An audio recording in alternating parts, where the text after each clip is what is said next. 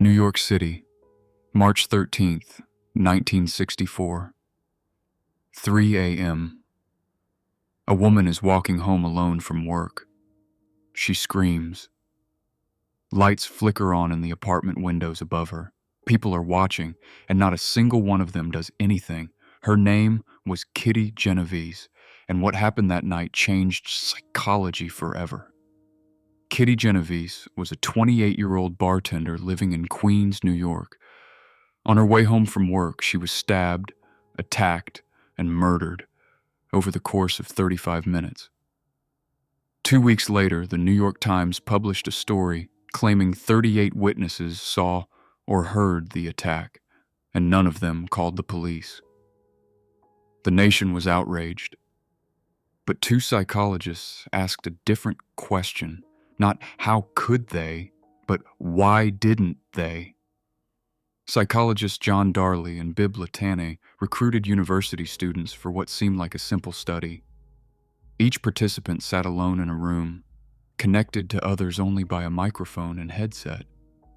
Then one of the voices on the headset began to choke, to stutter, saying they were having a seizure and needed help. When participants believed they were the only one listening, 85% immediately went for help.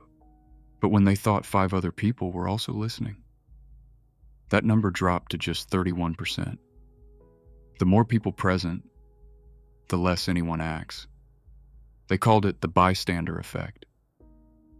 There are 3 reasons this happens. The first is diffusion of responsibility. When others are around, each person feels less personally responsible. Someone else will handle it. The second is pluralistic ignorance. We look to others to decide if something is an emergency, and if nobody's reacting, we assume it isn't serious. The third is evaluation apprehension. We're afraid of looking foolish by overreacting in front of others.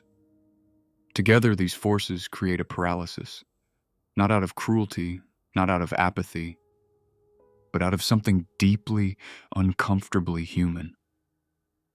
Here's the part that should make you uncomfortable. This isn't just a 1960s problem. Think about the last time you saw someone being mocked in a comment section. And you kept scrolling, or a video of someone collapsing in public going viral instead of getting help.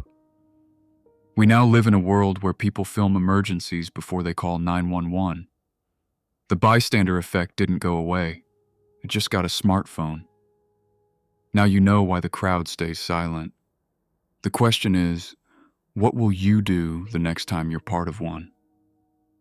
If this made you think, last week we decoded the Milgram experiment, where ordinary people did something even darker for the exact same reason.